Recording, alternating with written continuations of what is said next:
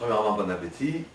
Alors, on a décidé de faire participer ceux qui viennent à la fête d'une petite étude journalière de 5 minutes. Celui qui est intéressé, il écoute. Celui qui n'est pas intéressé, il peut manger tranquillement. Il va témoigner à tout le monde. On a vu dans la paracha de cette semaine.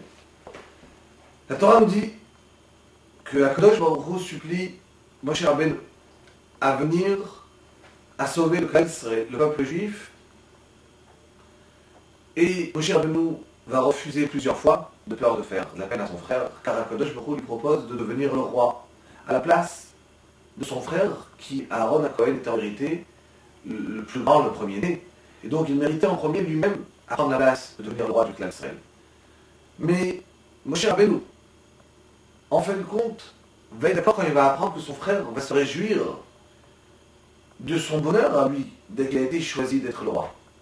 Et voilà que Moshe Rabbeinu arrive, parle au peuple d'Israël, et il leur dit, à Akadosh Baruch Hu, il va vous sauver. On va sortir d'Égypte. Et là, Moshe Rabbeinu va rassembler le Sanhedrin, qui veut dire les 70 personnages les plus importants, les sages de l'époque. Ils vont partir vers Paro, pour demander de libérer le peuple juif d'Égypte. Mais là, Paro ne veut pas.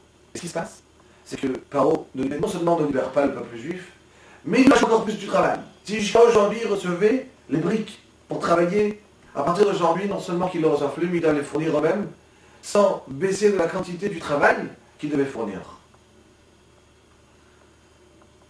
Et là, Moshe Rabbeinu lève les yeux vers le ciel et dit à Hachem, depuis que tu m'as envoyé, à la place d'aider le peuple juif, bien au contraire.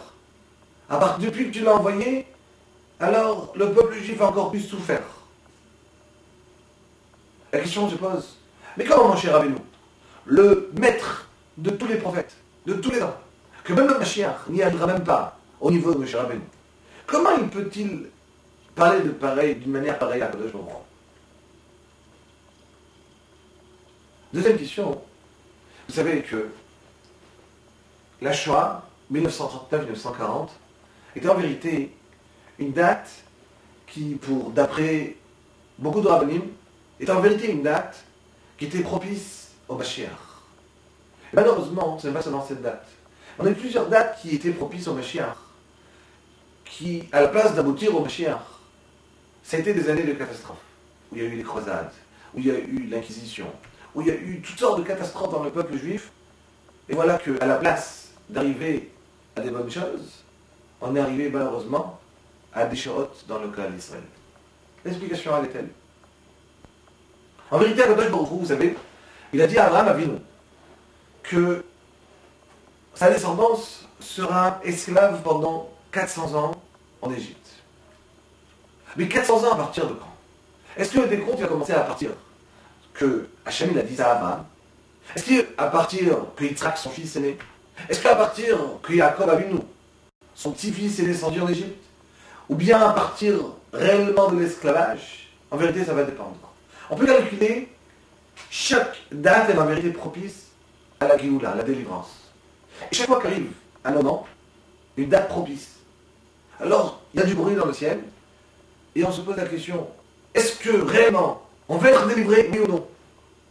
D'un côté, on va avoir les malachim qui vont dire du bien pour le peuple juif. D'un autre côté, on aura les malachim qui vont dire du mal. Et si malheureusement, le mauvais côté va gagner, alors tous les bons malachim, ils vont partir. Qu'en va-t-il rester que les mauvais malachim? D'où vient la Shoah? Alors, c'est ce qu'en vérité il a dit Moshe Rabbeinu. Il a dit à Akadosh Baruch Hu, est-ce que la date de la délivrance du peuple juif est-elle passée? Et donc, ça y est, c'est fini. À partir de maintenant, il faudrait attendre une autre date. Et donc, peut-être, ce qui s'est passé, c'est que le peuple juif a encore plus souffert, de plus en plus. Il n'y a jamais voulu dire, on n'est pas peur. La date, elle n'est pas passée. Maintenant, on a compris que chaque fois qu'on va dire en vérité des dates de Géoula pour le Mashiach, c'est qu'en vérité, ils étaient propices à avoir le Mashiach. Mais quand est arrivé dans le ciel, est-ce qu'on délivre en 1939, 1940 le peuple juif?